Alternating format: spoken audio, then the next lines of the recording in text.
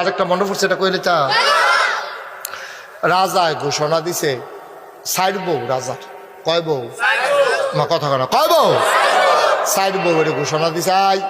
Side বউয়ের দিকে আসো আমি কোন সময় মইরা যে যাই তোমরা কিছু জিনিসপত্র দিয়া যাই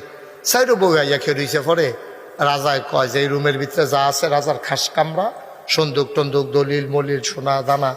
টেহা পয়সা সব এই রুমের ভিতরে রাজা সাইড বউরে নিয়ে দরজাটা বন্ধ করিয়া কইতে আছে এই রুমটার ভিতরে যা যেটা এখন ধরতে পারবা এটা আমি তারে দিয়ে আলাই।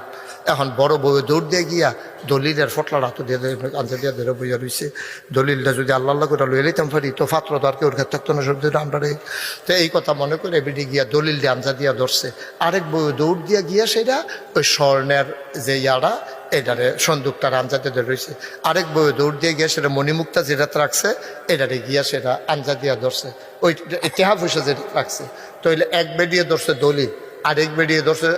টেহা পয়সা, আরেক বেরিয়ে ধরছে সোনা দানা, সব ধরে সারছে পরে সুডু বউটা সাংঘাতিক বুদ্ধিমতী বেরিয়ে গিয়ে রাজার হাত ধরে রেখে দিস।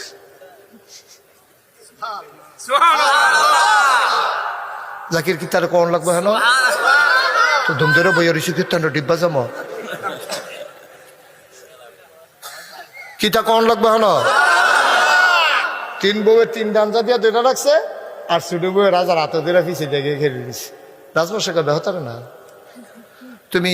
হাত ধরে খেলেছি কিন্তু বেহতার হয়েছে একটা কিছু ধরবে নাকি দৌড় দিয়া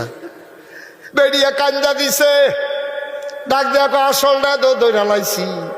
কয় কিতা কয় যে দলির মালিক কারা কয় আমি, টেহার মালিক কারা কয় আমি, কয় সোনা দানার মালিক কারা কয় আমি, যে সব কিছুর মালিক আমি তারে ধইরা লাইছি আলগা আলগা একটা ধইরা লাভ না।